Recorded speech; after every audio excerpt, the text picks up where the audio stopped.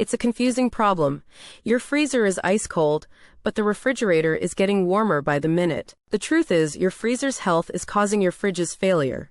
A single critical part connects them. It could be a failed fan, or it could be a hidden wall of ice secretly choking the cold air supply. This isn't just an inconvenience. Inconsistent cooling is a major food safety risk that costs you money. We'll diagnose this step by step, from simple user errors to core failures, so you know exactly what to do. First, a sanity check. Are the temperature controls set correctly? Your fridge should be around 37 degrees Fahrenheit or 3 degrees Celsius. Next, check for obstructions. Overstuffing can block the vents that circulate cold air. Find the small vent at the back and make sure it's clear. If settings and vents are clear, the next suspect is the seal. Is warm air getting in? Check door gaskets for rips. A dollar bill test can reveal a bad seal. Now, see how the fridge breathes. Dirty condenser coils under or behind the unit can't release heat, forcing the system to overwork. With those coils is the condenser fan. If it fails, the compressor overheats and cooling power drops. You should be able to hear it running. Before digging in, try a hard reset. Unplug the fridge for 10 minutes. This resets the electronics. Give it 24 hours to stabilize. So, why does the fridge always fail first? It's about a fundamental design choice. Most fridges use a single evaporator inside the freezer for all cooling. The refrigerator is at the end of the supply line, getting cold air secondhand through vents. Any distribution problem hits the fridge first, long before the freezer. The most important part of this system is the evaporator fan. It's the heart, pushing cold air from the freezer into the fridge. So what happens when it stops? But what if the fan works and air still isn't moving?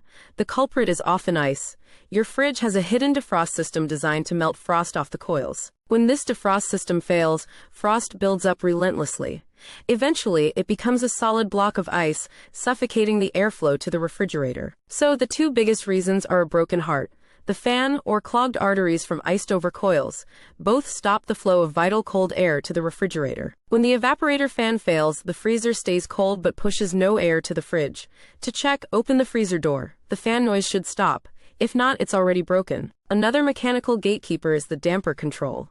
It's a small flap regulating airflow to the fridge. If it gets stuck closed, the fridge will get warm.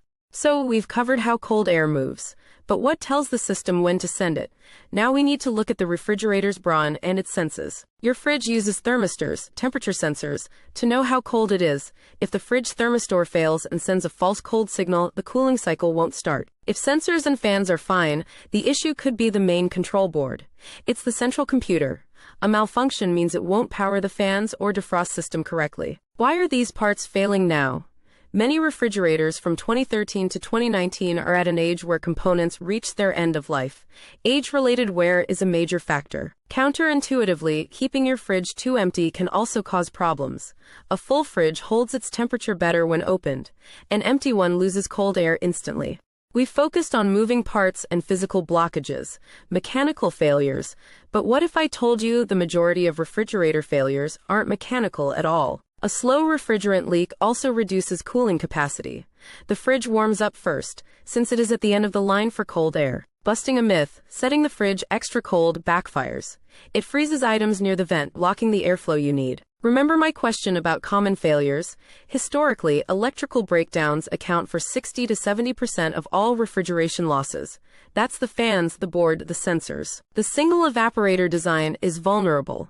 Skipping coil cleaning puts stress on the entire system, accelerating the failure of those critical electrical parts. This chain reaction, from a simple design to a critical failure, leads to spoiled food and high repair bills. So what are your next steps when facing this problem? Your path is clear. First, check user errors, settings, vents. Second, maintenance, gaskets, coils. Third, airflow, the fan, any ice buildup. Finally, the electronics. So the warm fridge and cold freezer isn't a mystery. It's a logical outcome of a system where the fridge depends on a fragile supply of cold air from the freezer. By understanding this hierarchy of failure, you're no longer guessing. You can confidently tell if you have a simple 5-minute fix or a more serious problem. Your best tool is your hearing. Open the freezer and listen for the fan to stop. Close it and listen for it to start. That sound means the heart of your system is still beating. Protect your food and wallet by being proactive. Check your vents and clean your coils today. Subscribe for more guides that break down the appliances you rely on.